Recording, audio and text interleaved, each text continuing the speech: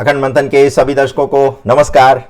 मैं हूं शेखर त्रिपाठी और आप देख रहे हैं हमारा YouTube चैनल अखंड मंथन। आज की भविष्यवाणी एक्सप्रेस आपको यात्रा कराएगी उस भविष्य की जो कि आप जिससे अनजान हैं, जिसके बारे में आपको कोई भी समाचार अभी तक नहीं दिया गया है। जी हाँ, आज हम बात करने जा रहे हैं अमेरिकी भविष्यवक्ता ब्रैंडन बिग्स की उस भविष्यवाणी की जिसमें उन्होंने आने वाले समय में कुछ गंभीर महामारियों को लेकर के सावधान किया है और उनका कहना है कि बर्ड फ्लू जैसी कोई बड़ी वैश्विक महामारी फैलने वाली है जो कि पशुओं और जानवरों से धीरे धीरे मनुष्य में फैल सकती है।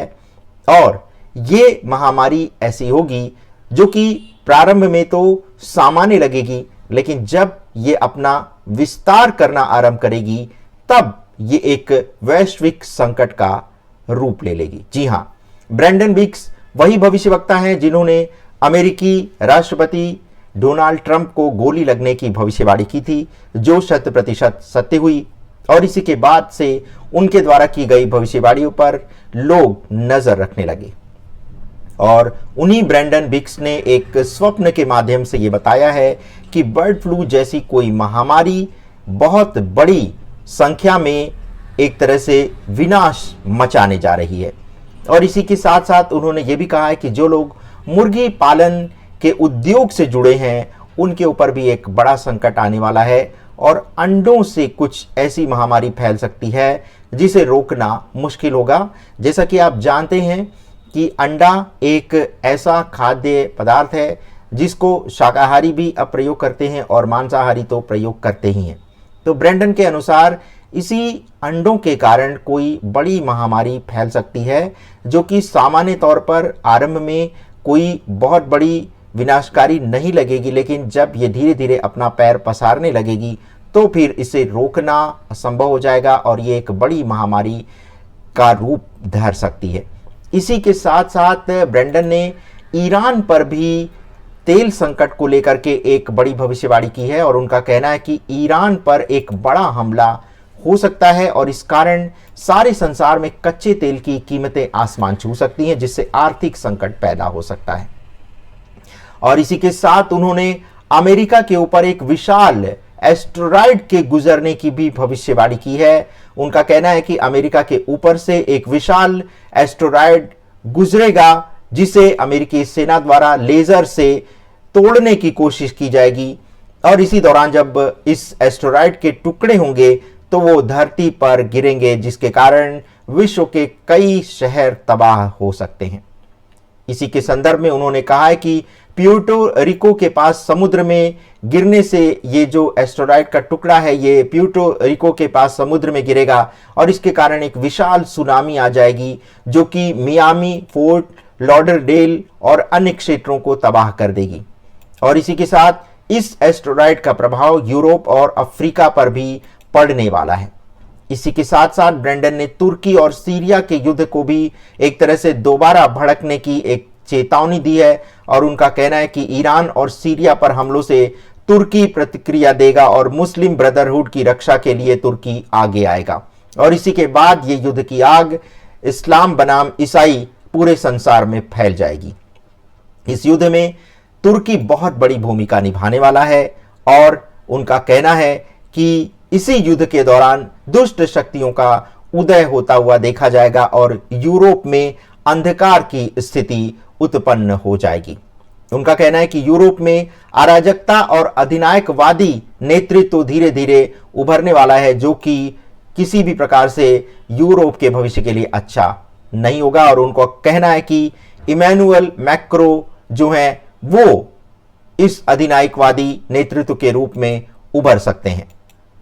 ब्रैंडन का कहना है कि पर्दे के पीछे एंटी क्राइस्ट के उदय की भी योजना बन रही है। जी हां, जो लोग मसीह के विरुद्ध होंगे ऐसे लोगों के लिए एक नए अवतार के आने की भी भविष्यवाणी ब्रैंडन ने की है। इसी के साथ ब्रैंडन ने यह भी कहा है कि गाजा पट्टी और तीसरे मंदिर की योजना को भी लेकर के वैश्विक स्तर पर इजराइल एक बड़ा शतरंज की चाल चलने जा रहा है। जी हां, जैसा कि आप जानते हैं कि पूरे संसार में एक यहूदी ही ऐसा धर्म है जिसका अपना कोई मंदिर नहीं है, और ये कहा गया है कि ये मंदिर जब बनेगा जब विश्व में बहुत बड़ा विनाश होगा। तो इसी को लेकर के ब्रेंडन का कहना है कि जो यहूदियों का जो मंदिर है ये बनने के दौरान एक बड़ी आपदा पूरे संसार पर छा सकती है, लेकिन उनका यह भी कहना है कि यहूदियों के इस मंदिर को बनाने के लिए अमेरिकी राष्ट्रपति डोनाल्ड ट्रंप मध्यस्थता करेंगे। और इसी के साथ ब्रेंडन का यह भी कहना है कि सऊदी क्राउन प्रिंस मोहम्मद बिन सलमान जो हैं वो एंटी क्राइस्ट के रूप में उभर सकते हैं। इसी के साथ उनका यह भी कहना है कि आर्थिक संकट और आर्टिफिशियल इंटेलिजेंस का प्रभाव भी पूरे संसार पर पड़ने वाला है, और इस संदर्भ में उनका कहना है कि आर्टिफिशियल इंटेलिजेंस की तकनीकी में एक बड़ा उछाल आने वाला है जिससे नया युग आरंभ हो जाएगा। उनके अनुसार इस दौरान डिजिटल संपत्तियों का एक नया दौर शुरू होगा जिससे धन का पुनर्वितरण आरंभ होगा, यानी लोग अब रुपए की बजाय डिजिटल संपत्तियों का निर्माण करेंगे और जिसके पास डिजिटल संपत्तियां अधिक होंगी वही एक तरह से धनवान माना जाएगा। इसी के साथ साथ ब्रेंडन का यह भी कहना है कि एआई और चैटबॉट्स को मसीह विरोधी एजेंडे से भी जोड़ने की घटनाएं दिखाई देंगी। साथ ही साथ वो मौसम में हेरफेर और प्राकृतिक आपदाओं के बारे में भी कह रहे हैं कि इस दौरान जलवायु परिवर्तन को एक हथियार के रूप में भी प्रयोग किया जा सकता है, यानी कि किसी देश में मौसम का नियंत्रण लेकर के वहां भारी बारिश या फिर भयंकर सूखा जैसी स्थिति उत्पन्न की जा सकती है। इस प्रकार से जलवायु परिवर्तन को एक बड़ा हथियार बनाया जाने वाला है आने वाले समय में। और इसी के साथ ही साथ उन्होंने बड़े पैमाने पर सूखा और अत्यधिक तूफानों की भी भविष्यवाणी की है। उनका कहना है कि समुद्र में दरारें पड़ने वाली हैं जिससे ज्वालामुखी गतिविधियां तेज होंगी और इससे लाखों मछलियों की मृत्यु जो है वो समुद्र में हो जाएगी। और जब लाखों करोड़ों मछलियों की मृत्यु समुद्र में होगी तो समुद्र का पानी जहरीला होने के कारण जो जीव वहां पर जो समुद्री जीव उस समय जीवित रहेंगे उस समुद्र में, उनके अंदर भी ये विष फैल जाएगा। और जब इस विष को मांसाहार के रूप में मनुष्य ग्रहण करेगा तो वो बहुत बड़ी महामारी का शिकार हो सकता है। इसी के साथ ब्रेंडन का यह भी कहना है कि इस दौरान संसार में एक बड़ा छल यानी एक बड़ा षड्यंत्र देखने को मिलेगा। और उन्होंने इसी के साथ साथ दानवों के आगमन की भविष्यवाणी की है। उनका कहना है कि कहीं अदृश्य रूप से जो अभी तक छिपे हुए असुर थे, राक्षस थे, वो अब सामने आ जाएंगे और हो सकता है कि एलियंस के रूप में भी ये राक्षस सामने आ सकते हैं। साथ ही साथ उनका यह भी कहना है कि कुछ ऐसे स्वर्गदूत भी इसी दौरान आपको देखने को मिलेंगे जो अचानक से विश्व में किसी भी स्थान पर प्रकट हो जाएंगे। और इसी को वो एक वैश्विक छल के रूप में बता रहे हैं, कह रहे हैं कि जब इस प्रकार की घटनाएं देखने को मिलेंगी तो इससे एक जो समूह है विश्व में वो लोगों को बड़े पैमाने पर गुमराह करने लगेगा। इसी के साथ साथ उन्होंने धर्म की एक तरह से महत्ता बताते हुए कहा है कि जो लोग अपने धर्म का पालन करेंगे, चाहे वो संसार के किसी भी धर्म के मानने वाले क्यों ना हो, अगर वो अपने धर्म का पालन करेंगे तो इससे आने वाले संकट से उनकी सुरक्षा होगी। और इसी के साथ साथ उन्होंने ये भी कहा है कि यदि आप आने वाले संकट से सावधान रहना चाहते हैं तो अभी से आपको नियमित प्रार्थना करने की आदत डाल लेनी चाहिए। साथ ही साथ वो लोगों से भयभीत ना होने और ईश्वर में विश्वास बनाए रखने का भी आग्रह कर रहे हैं। इसी के साथ ब्रेंडन बिक्स का यह भी कहना है कि एक बड़ा आर्थिक स्थानांतरण और आध्यात्मिक पुनर्जागरण का समय अब बहुत निकट आ गया है। दुनिया में बड़े पैमाने पर परिवर्तन देखने को मिलेगा और इस परिवर्तन का कारण होंगी आने वाली प्राकृतिक आपदाएं। और जब ये प्राकृतिक आपदाएं विश्व भर के कई बड़े बड़े देशों में आएंगी तो फिर स्थिति को नियंत्रित करना मुश्किल हो जाएगा और तभी वैश्विक शक्ति संतुलन स्थापित करने के लिए किसी एंटी क्राइस्ट का उदय होना भी संभव होगा।